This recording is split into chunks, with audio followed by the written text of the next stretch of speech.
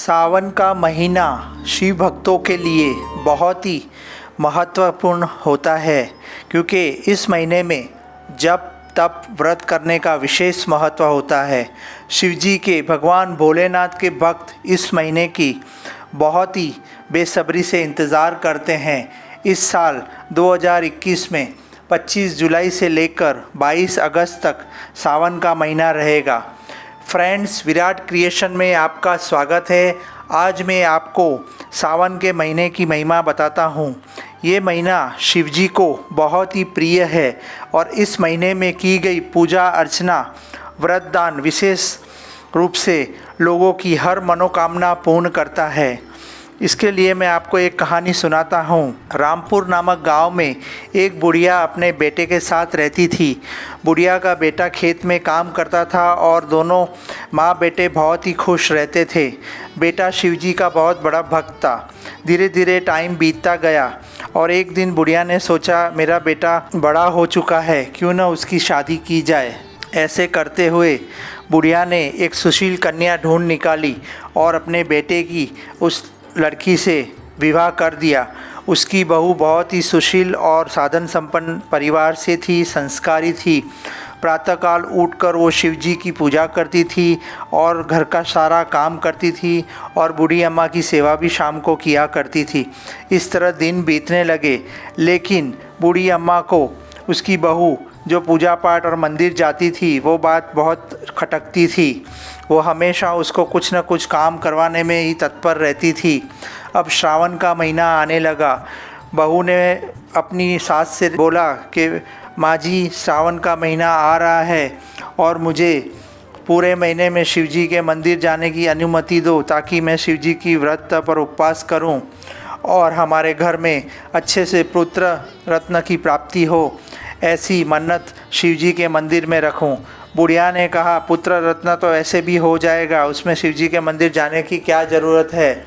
ये सुनकर उसकी बहू, जिसका बहुत ही दुखी हो गई और रोज़ सवेरे जिस तरह नियम पूर्वक वो घर में पूजा करने लगी और पूजा करने के बाद वो नित्य कुएं पर जाकर पानी भरने जाती थी।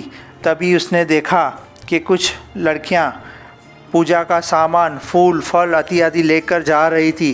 तब उन्होंने कहा कि मुझे भी शिवजी की मंदिर में पूजा करनी है, लेकिन मेरी सास को ये बातें पसंद नहीं है। तब उन लड़कियों ने कहा, रोज़ आप इसी टाइम पर, इसी वक्त पर आना पानी भरने के लिए और हमारी सामग्री से पूजा कर लेना, इसमें क्या हो गया, ताकि आपकी सास को भी नहीं पता चलेगा कि आप रोज़ मंदिर जाते हो। ऐसे दिन बीतने लगे। आखिर एक महीना की समाप्ति हो गई। लास्ट दिन पर, जिसे अमास कहते हैं, बहू ने सोचा कि मैंने पूरा महीना इन लड़कियों के फूल पत्ते और बेल पत्रों से और प्रसादी से शिवजी की पूजा की है। मैंने केवल सिर्फ जल ही शिवजी को अर्पण किया है और दूध भी मैंने इनके पैसों से ही चढ़ाया है, तो मेरी भक्ति क्या शिवजी मानेंगे।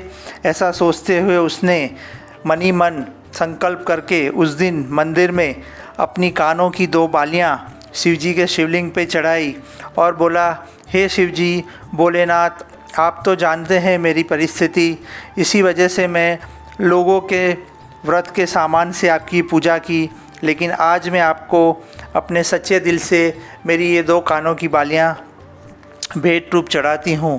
मेरी सच्ची भक्ति और प्रार्थना है कि मेरे घर सुंदर सा पुत्र रत्न पैदा हो। ऐसे कर कर वो घर की ओर घबराती हुई आने लगी, क्योंकि उसे पता था जिस तरह उसकी सास उसको देखेगी तो उसको तुरंत लगेगा कि इसकी कानों की बालियां कहाँ गई। पूरा दिन बीतने लगा, शाम की पहर हो गया।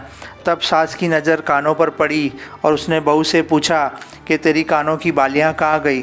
तो उसने कहा, मैं तो पानी भरने गई थी और गोबर के उपले बनाने गई थी।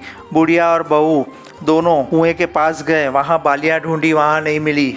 फिर सास ने कहा, चलो जहाँ पर उपले लगाए वहाँ देखे।